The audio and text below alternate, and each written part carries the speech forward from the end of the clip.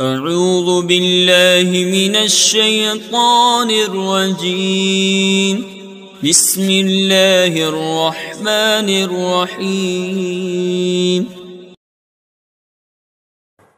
بسم اللہ الرحمن الرحیم۔ میں محمد خورشید انور نظامی، استاذ دارالعلوم غریب نواز، مرزا غالب روڈ، الہ آباد، پریاگ راج۔ میں فن ادب کی معیاری کتاب دیوان متنبی کا درس دینے جا رہا ہوں۔ جماعت سادسہ کے طلبہ بغور سماعت فرمائیں اور ذہن میں محفوظ کریں۔ شعر ملاحظہ فرمائیے۔ اتاہم باوسع من ارضہم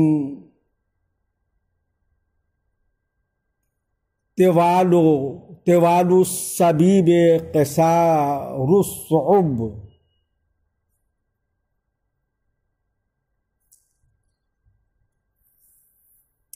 طوال واحد طویل،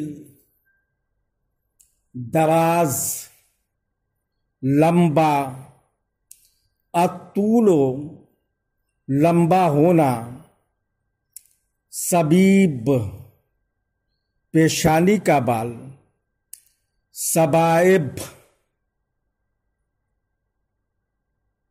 قصار، قصار واحد قصیر،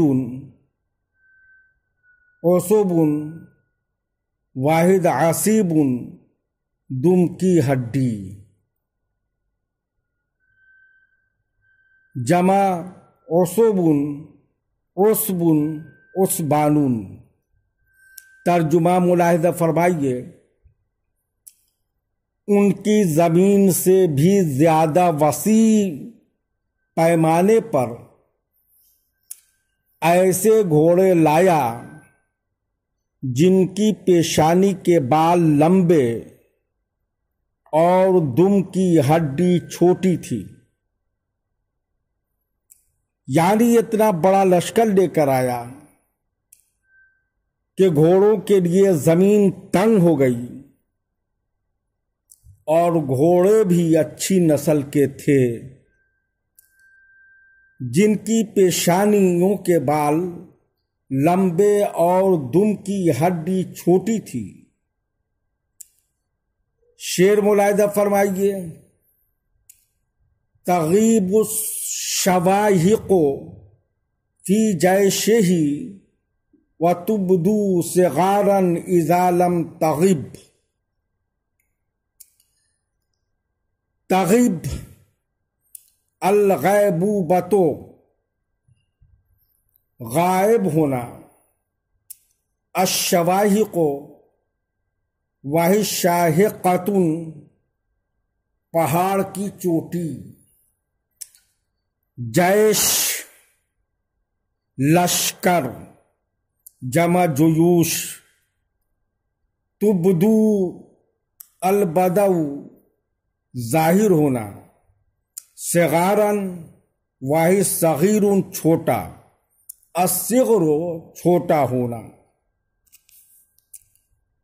ترجمہ ملاحظہ فرمائیے۔ اس کے لشکر میں پہاڑ کی چوٹیاں غائب ہو جاتی ہیں، اور جب غائب نہ ہو تو چھوٹی چھوٹی نظر آئیں گی، یعنی فوجوں کی اتنی بڑی تعداد تھی کہ جب وہ پہاڑوں پر چڑھ کر چھا جاتی تو پہاڑوں کی چوٹیاں نظر نہیں آتی تھی، صرف فوج ہی فوج دکھائی دیتی، یا چوٹی پر نہیں پہنچی بلکہ چوٹی سے قدرے نیچے والے حصے پر چاروں طرف پھیل گئی تو پہاڑوں کی چوٹیاں چھوٹی نظر آنے لگی۔ فوجیوں کے مقام سے پہاڑ کا جو حصہ اونچا تھا اتنا ہی نظر آتا تھا تو اس سے معلوم ہوتا تھا کہ یہ ذرہ بھر کے پہاڑ ہے۔ شعر ملاحظہ فرمائیے، وَلَا تَعْبُرُ الرِّيحُ فِي جَوِّهِ إِذَا لَمْ تَخَطَّ الْقِنَا أَوْ تَصِبْ۔ لا تعبر العبور پار کرنا، عبور کرنا، ریح ہوا جمع ریاح، جو فضا، لم تخط الخط پھاندنا، لکھنا، لکیر کھینچنا، تصب الوثب کودنا، چھلانگ لگانا۔ ترجمہ ملاحظہ فرمائیے، لشکر کے بیچ سے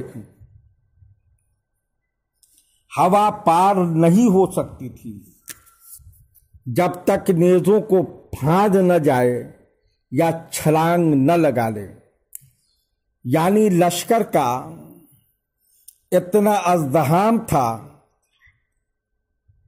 کہ اس طرح فوجی ایک دوسرے سے ملے کھڑے تھے کہ اگر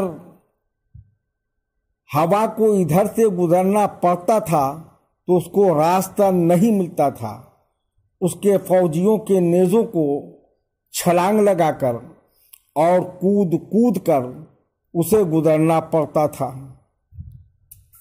شعر ملاحظہ فرمائیے، فغرق مدنہم بالجیوش واخفت اصواتہم باللجب۔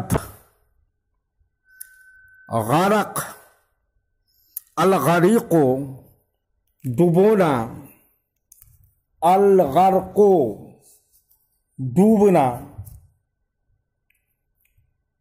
مدن واحد مدینہ شہر،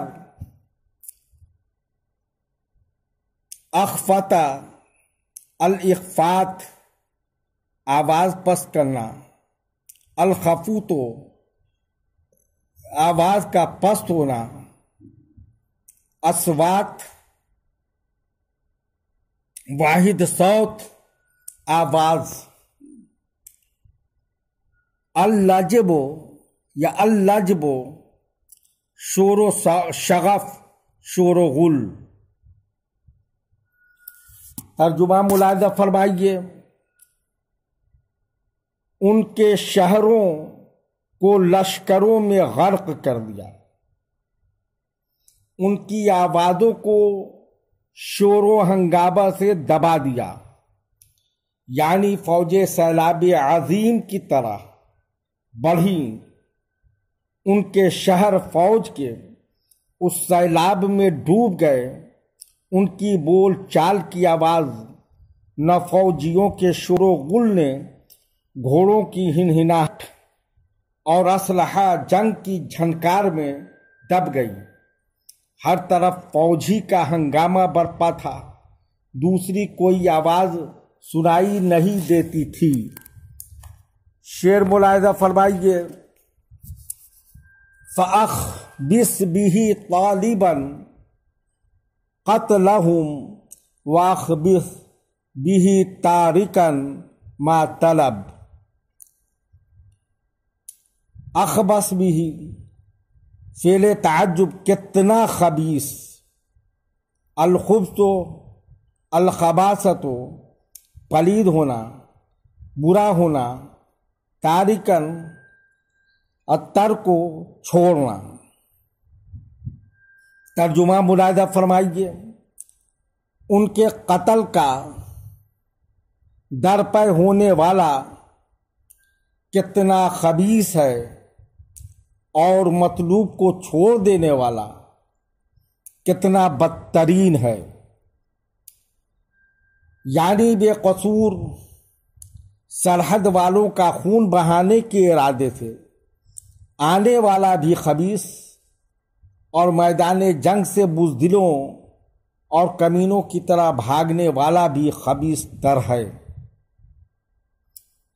شعر ملاحظہ فرمائیے، نأیت فقاتلہم بالقنا وجیت فقاتلہم بالحرب۔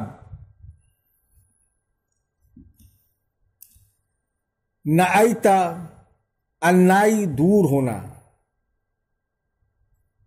حرب بھاگنا۔ ترجمہ ملاحظہ فرمائیے، جب تو دور رہا تو اس سے نیزوں سے جنگ کرتا رہا، اور جب تو آیا تو اس نے فرار کے ذریعے جنگ کی۔ یعنی جب تو سامنے نہیں تھا تو اپنی بہادری کا مظاہرہ کرتا رہا، اور جب تو آ گیا تو دم دبا کر بھاگ گیا۔ جنگ میں فرار بھی گویا ایک طریقہ جنگ ہے۔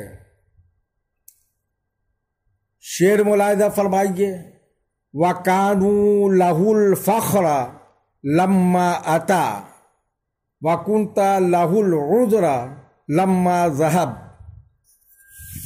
لغوی تجزیہ، الفخر و فخر کرنا، عطا الاتیان آنا، عذر جمع آزار۔ ترجمہ ملاحظہ فرمائیے، جب وہ آیا تو سرحد والے اس کے فخر کا ذریعہ تھے، اور تم اس کے لیے عذر بن گیا جب وہ بھاگا۔ یعنی کمزور سرحد والوں پر حملہ کر کے اپنی بہادری کا ڈنکا پیٹ دیا، اور اپنی کامیابی کو فخریہ بیان کرتا تھا، اور ان پر فتح اس کے لیے فخر کا باعث تھی۔ لیکن وہی فخر عذر میں بدل گیا جب تو نے اس پر حملہ کر دیا، چونکہ تیرے سامنے کوئی بہادر ٹک نہیں سکتا، اس لیے تیرا آنا اس کے لیے بہانہ نہ بن گیا اور بھاگ گیا۔